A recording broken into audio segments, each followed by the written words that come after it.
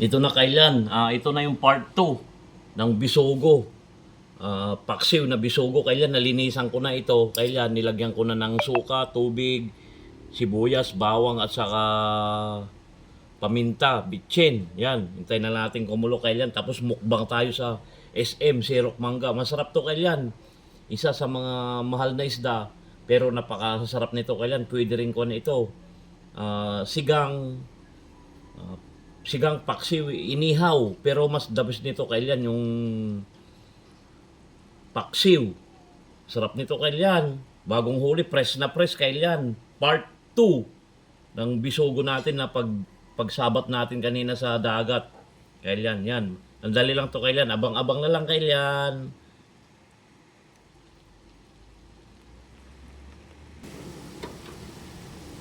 Tignan natin to kailan after 15 minutes na kailan, oh.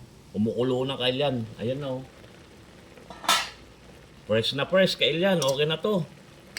Abang-abang na lang sa mukbang na tayo kailan. Yan, sarap nito. Okay, let's go. Abang-abang, mukbang na, mukbang time.